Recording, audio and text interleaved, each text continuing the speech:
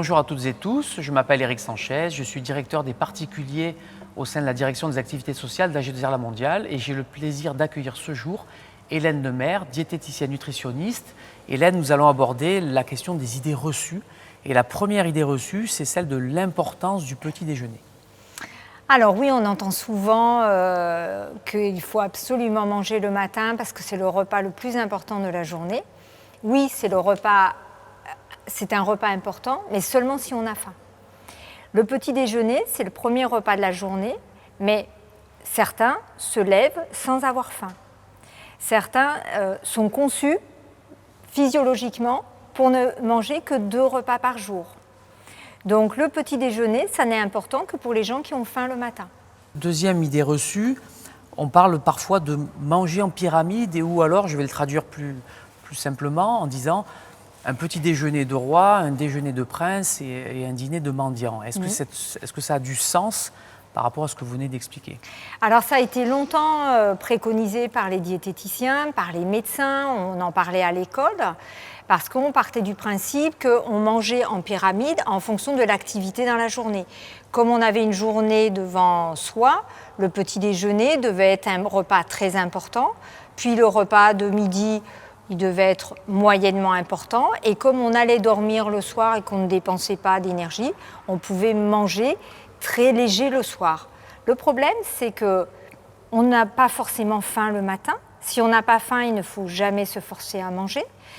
Ne pas être dans la peur de manquer non plus, parce que bien souvent, les gens n'ont pas faim, mais vont manger le matin au petit déjeuner ou de façon importante pour être sûr de ne pas avoir faim dans la matinée.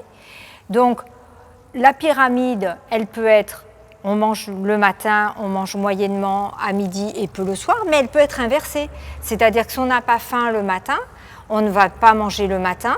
Si on n'a pas peur d'avoir faim dans la matinée, tout va bien se passer et on mangera à peu près de façon équivalente le midi et le soir. Comme on peut manger beaucoup à midi et peu le soir. Ou même, on peut manger beaucoup le soir, mais il y a une différence entre manger beaucoup le soir et trop le soir. Le beaucoup et le trop sont différents. Beaucoup, c'est une bonne quantité, mais si on a un bon appétit, on va manger beaucoup. Le trop, c'est au-delà de sa faim. Donc ça, c'est toujours nuisible par rapport au sommeil. Mais manger le soir, c'est important parce qu'on a une nuit de jeûne derrière. On mange à 7, 8 heures le soir, 19, 20 heures, et on va remanger entre 6 heures et 8 heures le lendemain. Pendant toute cette nuit, notre cerveau travaille. Notre cerveau, il a besoin de carburant. Le carburant, c'est les glucides. Donc, manger en particulier des féculents, des légumes et des fruits le soir, c'est très important pour mémoriser tout ce que l'on a fait dans la journée, classifier les événements et donc que notre cerveau puisse récupérer, se reposer et travailler. Alors une autre idée reçue serait que manger des œufs donnerait du cholestérol. Ah ça, combien de fois je l'ai entendu et combien de personnes ont supprimé les œufs. Les œufs, c'est vrai, renferment dans le jaune du cholestérol. Mais le cholestérol, alors aussi, je précise qu'il y a d'autres aliments qui contiennent du cholestérol, les huîtres, les moules, les coquillages, jamais on n'en parle pour le cholestérol. Donc quand on mange du cholestérol, notre corps va l'absorber et du coup notre foie va moins en fabriquer. Quand on a du cholestérol, trop de cholestérol dans le sang, c'est pas parce qu'on mange trop d'aliments riches en cholestérol, c'est parce que notre foie le fabrique. Et il le fabrique, en particulier en excès, quand on ne mange pas assez d'antioxydants, de végétaux, et donc il ne reconnaît pas le cholestérol qu'il fabrique, donc il continue à en manger. Et au contraire, manger des œufs qui contiennent du cholestérol, ça a tendance à freiner la sécrétion du foie. Donc c'est un des moyens de faire baisser le cholestérol sanguin. Mais tout est dans la mesure. Entre 6 et 8 œufs par semaine ne pose aucun problème, vont être plutôt bénéfiques pour le cholestérol. Après, au-delà, bien sûr, tout excès est préjudiciable. Alors une autre idée reçue serait que les apports en calcium seraient apportés uniquement par le lait ou les laitages. Qu'est-ce que tu peux nous en dire? Alors, c'est vrai que les produits laitiers sont des aliments qui sont riches en calcium. Et en France, il y a une des deux grandes peurs, c'est la peur de manquer de calcium. C'est surtout les adultes. Les enfants, en général, ils n'ont pas peur de manquer de calcium. Donc, on est dans un pays où on produit du lait, des produits laitiers, du fromage. Et c'est vrai que les produits laitiers apportent du calcium. Mais il n'y a pas que les produits laitiers. Et dans les produits laitiers, il y en a qui en amènent plus que d'autres. Il y a des aliments, des produits laitiers qui sont plus intéressants que d'autres. Par exemple, le fromage. Le vrai fromage qui a été, pareil, affiné, fait avec amour par des producteurs, amène des quantités importantes de calcium. Les yaourts ou les laits fermentés sont intéressants parce qu'ils nous amènent des ferments. Donc déjà, le lait est modifié, il est caillé, il est fermenté, donc il est beaucoup plus digeste. Et le calcium est mieux assimilé.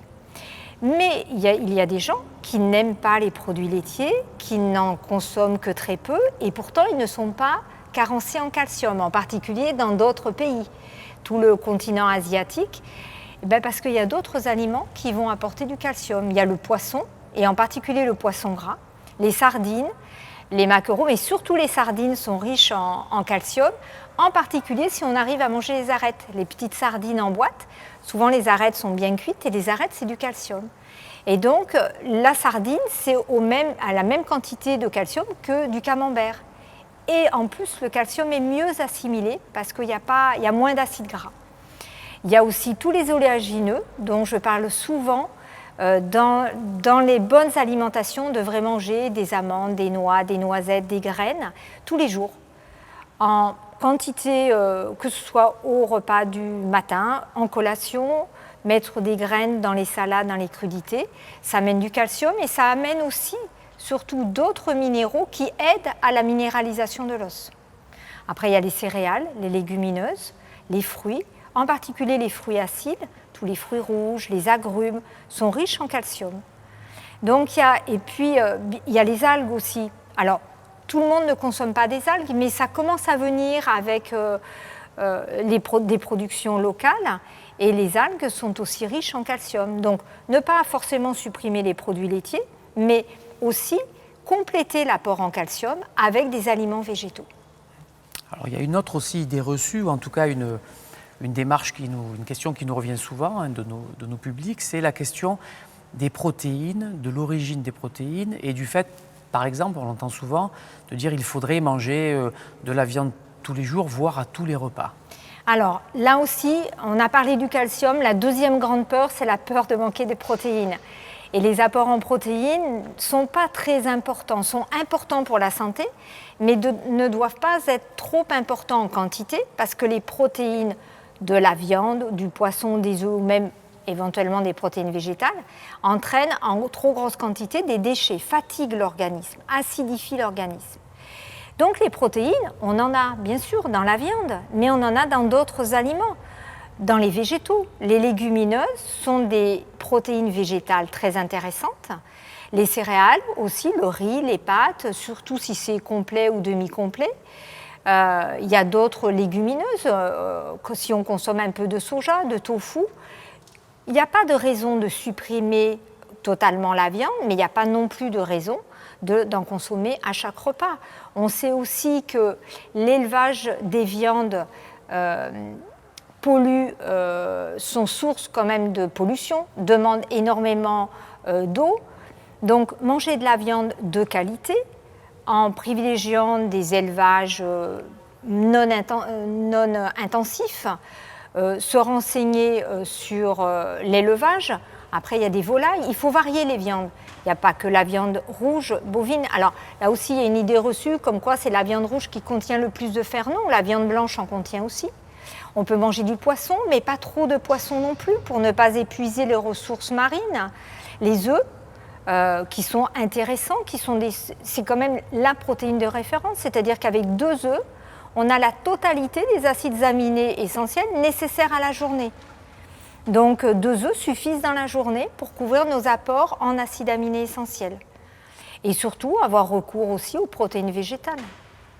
Merci beaucoup Hélène pour toutes ces précisions. Merci Eric.